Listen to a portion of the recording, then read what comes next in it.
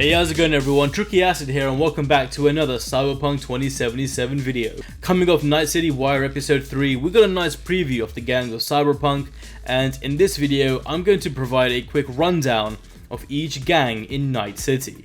But before we get started, as always, make sure you subscribe, give a like, and let's jump right in.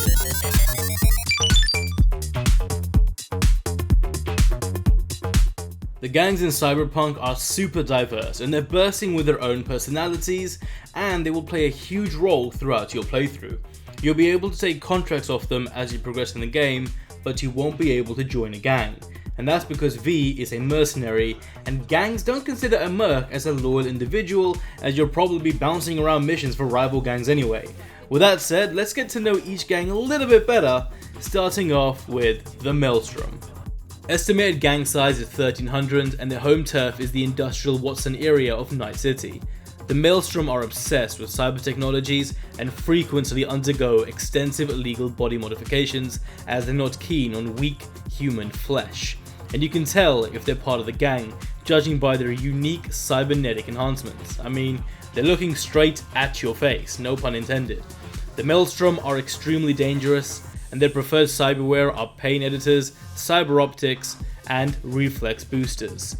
Their main source of income is through smuggling illegal meds, drugs, hit jobs, as well as executing heists on heavily guarded corporate transports, hence the reason they got their hands on a bot that the Corpos and the fixer Dexter Deshawn are after. Next up are the Valentinos. Their home turf is Haywood, and they're possibly the largest gang in Night City with an estimate of 6,000 members. They openly display their Mexican heritage, but any other races or ethnic groups are welcome to join the pack, and they celebrate various Mexican holidays and customs like Dia de los Muertos. Their threat level is anywhere between medium to high, and the cyberware consists of augmented cyber limbs, reflex boosters, and autoloaders.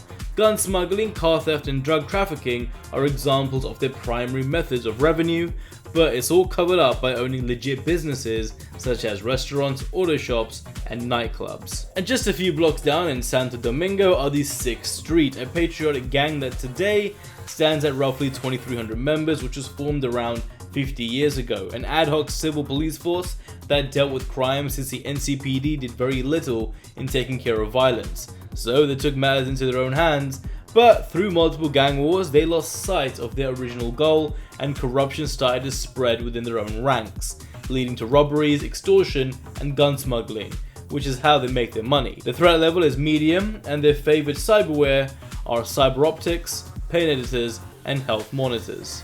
Next, we've got the Voodoo Boys, and they're pretty much the hackers of Night City. Their threat level is low but extreme in cyberspace. Their estimated gang size is unknown, but some records suggest anywhere between 50 to 250 members. Located in Pacifica, originally destined as a tourist paradise, turned into a cesspool of corruption.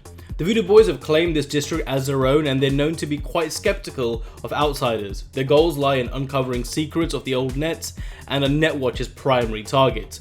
The Voodoo Boys make their income by hacking databanks and accounts within various corporations and specialize in cyber. Where are we? Our BBS, Data Fortress. Bridge to the deep net.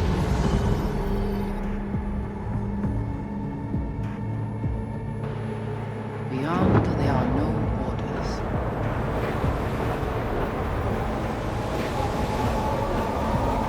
Beyond the black wall.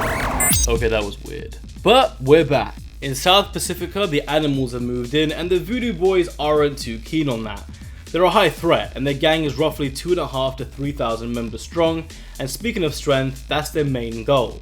They have a fascination between humans and their primal animalistic nature to become closer to their feral side through dangerous cyber implants and injecting themselves with animal supplements and growth hormones to make themselves larger than life. And they add to that using combat enhancement drugs, paint editors, and augmented cyber limbs as they seek to become bigger and stronger at any cost. They love cage fights or any other brutal combat. Their main revenue sources are through underground fight clubs or ultra-violent raids on residential districts.